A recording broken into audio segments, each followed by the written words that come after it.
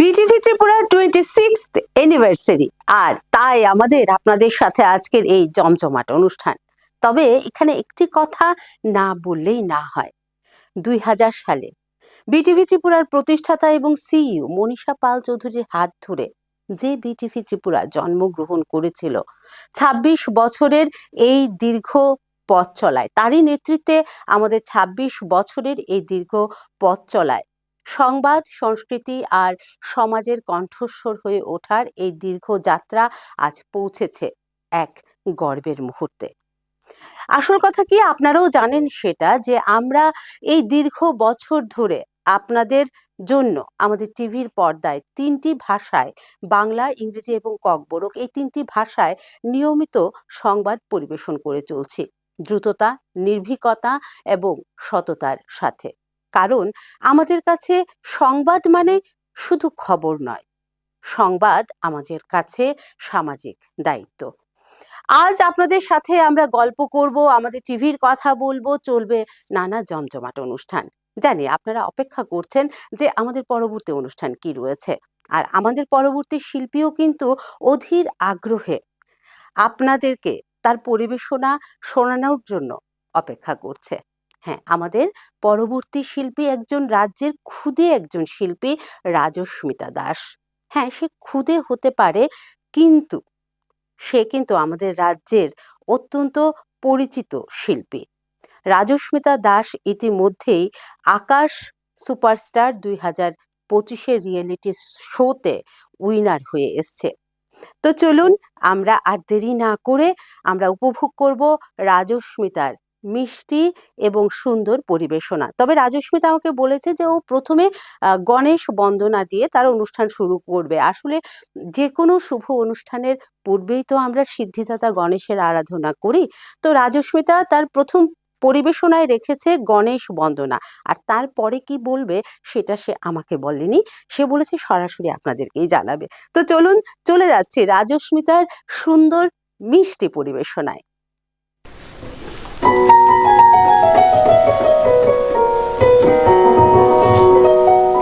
গিরি গণেশ আমার শুভকারী, গিরি গণেশ আমার শুভকারী, পূজে গণপতি পেলাম হয় মোবতী, পূজে গণপতি পেলাম হয় মোবতী, চাঁদের মালা যেন চাঁদ সারি সারি, গণেশ আমার শুভকারী, গিরি গণেশ আমার শুভকারী।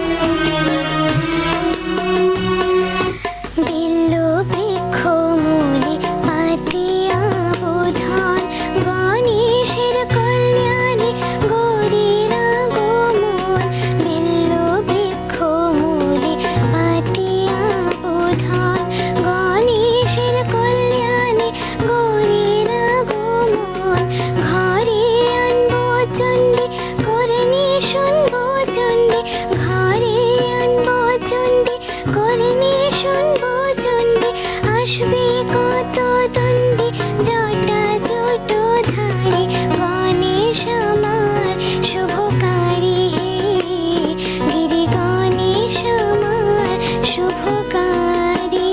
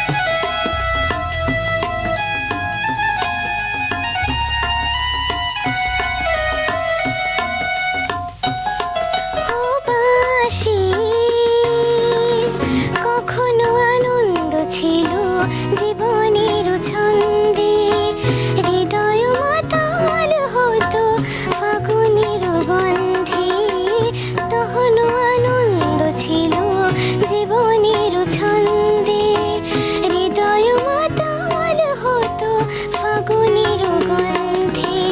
সে গেল কোথায়, আমি বা কোথায়, যদি না জানা বাসি কেন গায় আমারই কাদায়, কে গেছি হারাই স্মরণের বেদনায়, কেন মনে নিতে বাসি কেন গায়।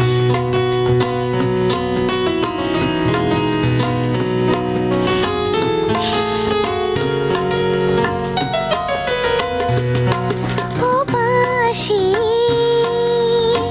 তমালো কদম্ব আমার গোপিনী সখিনী, যমুনাও জল গেছে আর তো দেখিনি। তমালো কদম্ব আমার গোপিনী সখিনী, যমুনাও জল গেছে আর তো দেখিনি। সবই যদি যায় ধুলিতে মিলায়, যদি না জানা বাসি কেন গায় আমারই কাদায়, কে গেছে হারাই স্মরণের বেদনায়, কেন মনে নিতে